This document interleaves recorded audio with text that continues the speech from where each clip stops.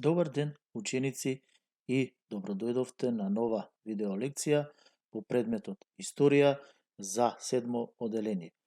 Денес ќе зборуваме за животот и културата во Македонија до крајот на 14 век.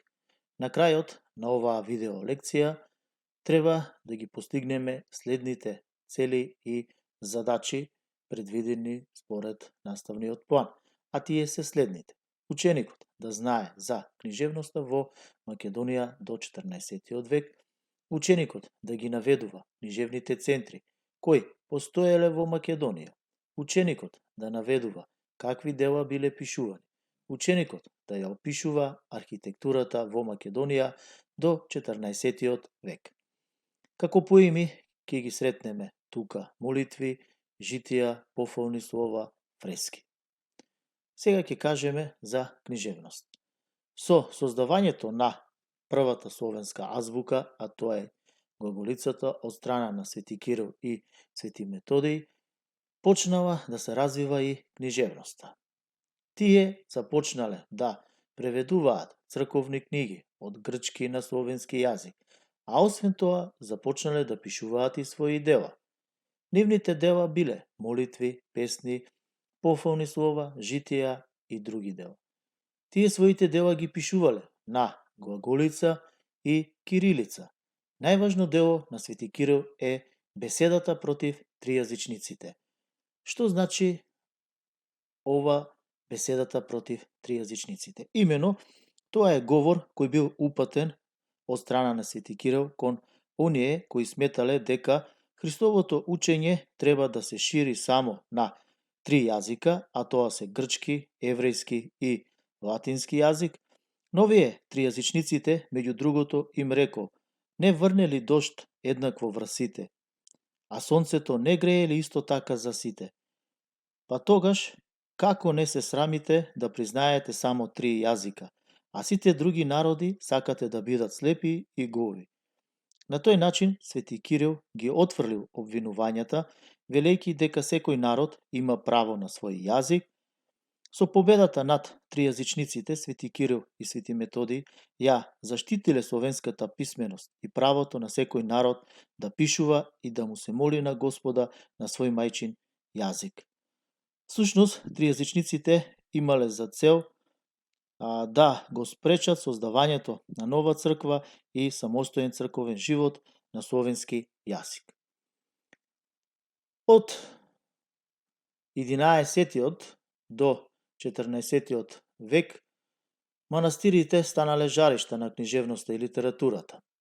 Во културното наследство спаѓаат и надписите на камен, како Самуиловиот надгробен надпис од 993 година, понатаму Варошкиот надпис, Битолскиот надпис на царот Јован Владислав и други.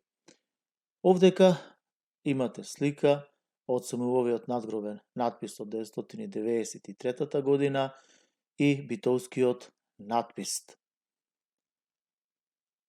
Од 11 до 14 век манастирите станале центри на книжевноста и литературата. Книжевни творци биле монасите, а се пишувало на кирилица. Во повеќе области во Македонија постоеле книжевни центри, како Охридски, Дебарски, Кратовски книжевен центар и други каде што се пишувале дела. Најмногу се пишувале житија, други црковни дела и надписи. Во книжевните центри се развивала македонската варијанта на црковно-словенскиот јазик, од која подоцна се развил современиот македонски јазик. Во 14 век развиен бил Скопскиот книжевен центар во Марковиот манастир. Освен дела со црковна содржина, се пишувале и историски дела, а се препишувале и романи. Монахот Исаија Серски во преводот на едно дело од грчки на словенски јазик напишал расказ за навлегувањето на османлиите. Особено популарен бил словенскиот превод на романот за Александар Македонски Александрида. Тоа беше за книжевноста. Сега да видиме за архитектурата. Најзначајни градби во Македонија биле ѕидините на градовите и на поголемите населби. Тие се граделе на непристапни места. биле заштитени со зидови со кули, стражарници и имало повеќе порти направени од железо и дрво. Куќите на богатите луѓе се граделе од камен и биле поголеми, а куќите на обичните жители биле помали или биле дрвени колиби. Најмногу внимание се посветувало на градењето на храмови, односно на цркви и манастири. Нив ги граделе архитекти по нарачка на владетелите или по богатите феудалци. Црквите се граделе од делкан камен со широки ѕидови. Сега да видиме за уметноста. Црквите и манастирите биле украсувани со фрески и икони. Сликарите се школувале во познати сликарски центри, како во Цариград, во Солун, во Охрид. Во 14 век особено зајакнал Охридскиот сликарски центар. Во манастирите се сликале фрески и икони со црковна содржина. Се цртале сцени од животот на Исус Христос и друго. Било вообичаено нарачателите на црквите и на фреските да бидат насликани во црквите. Црквите биле украсувани со резби од камен и од дрво.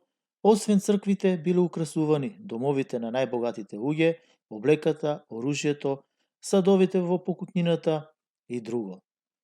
Во средновековна Македонија била развиена и музичката култура. Свети Климент Охридски прв ја развил музичката дејност. Тој создал посебна македонска нотација. Во црквите свештениците секојдневно проповедале преку црковното пеење. Во Охрид, како седиште на архиепископијата, постоел и црковен хор. Најпознат македонски музички творец бил Јован Кукузел, по потекло од дебарското село Джерминци.